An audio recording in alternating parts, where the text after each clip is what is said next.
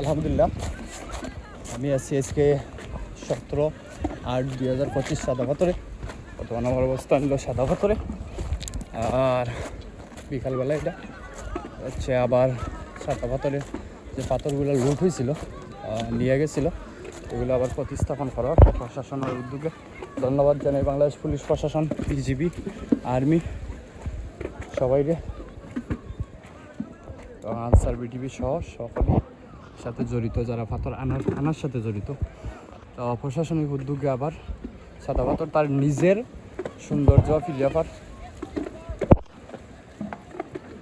সাধারণ জনগণ যারা স্বেচ্ছায় কর্ম করে অনেকেই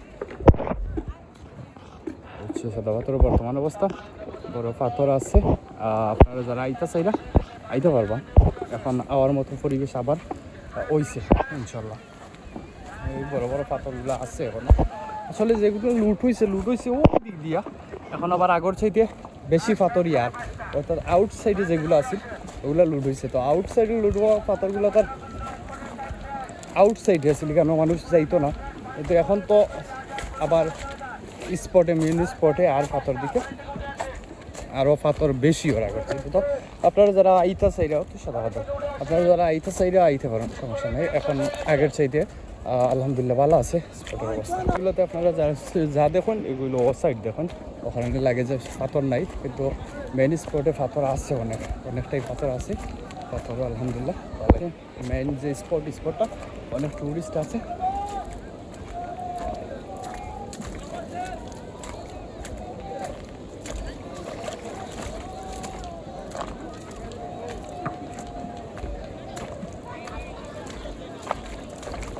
অনেক টুরিস্ট আছে, আবার টুরিস্ট ব্যাক করছে। আর এখন হইলো প্রতিবাদ স্বরূপ হইলেও প্রত্যেকে একবার করে সাদা পাথর সারা দেশ থেকে ঘুরতে হওয়া উচিত।